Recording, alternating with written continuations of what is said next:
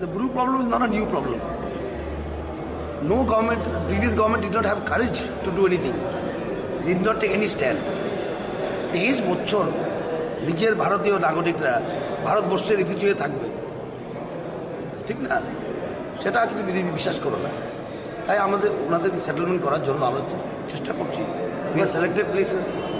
Now there may be some, what to say, demands or some objection that we will look into.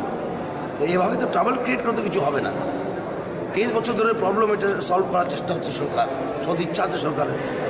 আমরা জায়গাগুলিও মোটামুটি selection করেছি ওদের সঙ্গে বসি, ঠিক না?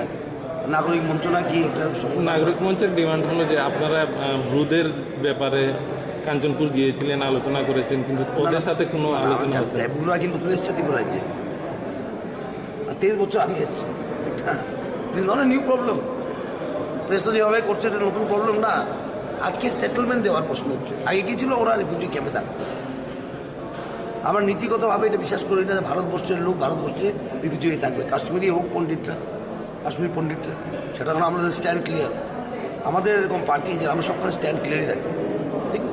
এখানে একরকম স্ট্যান্ড, আরেকখানে একরকম স্ট্যান্ড, পাঞ্জাবে এক স্ট্যান্ড, ঠিক না?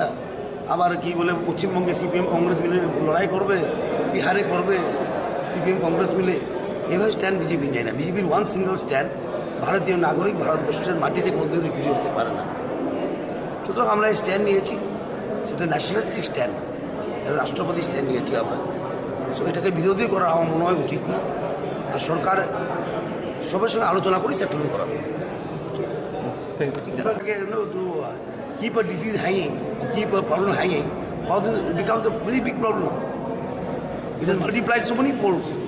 কত জন্ম হয়েছে, কত লোক আরও এসছে 23 বছরে। জিনিসটা প্রথম দিকে যদি করে দিত সেটেলমেন্ট, আজকে এই প্রবলেমের সম্মুখীন আমরা হতে হয় না। We didn't have to face this problem. This problem is created and sustained by whom and for what reason? সেটা দেখা দরকার প্রথম। যারা আন্দোলন করছে ওদের বোঝা উচিত এই প্রবলেমটা শুরু হয়েছে কবে, সাস্টেইনড বাই হুম, কেন ওটাকে রেখেছে, আরও বড় করলো কেন, অরিজিনাল কত লোক এসেছিল, আজকে বেড়ে 23 বছর কত বড় বিরাট প্রবলেম হয়ে গেছে। তারপরেও আমাদের বিজেপি সরকার ও বিজেপি পার্টি আমরা বিশ্বাস করি যে ভারতবর্ষের মাটিতে ভারতবর্ষের নাগরিক রিফিউজি হতে পারে না। যে কাঞ্চনপুর নাগরিক সুরক্ষা মঞ্চ আন্দোলন করছে, ওদের সাথে কি আপনারা আলোচনার কোনো চিন্তা? আমরা আলোচনা করছি নিশ্চয়ই, কেন করবো না? ভারতীয় জনতা পার্টি বা আমাদের সরকার আলোচনার মাধ্যমে সব কিছু করতে চায়। আমরা কনফ্লিক্টে বিশ্বাস করি না, আমরা বিশ্বাস করি কর্পোরেশনে। Thank you sir, thank you.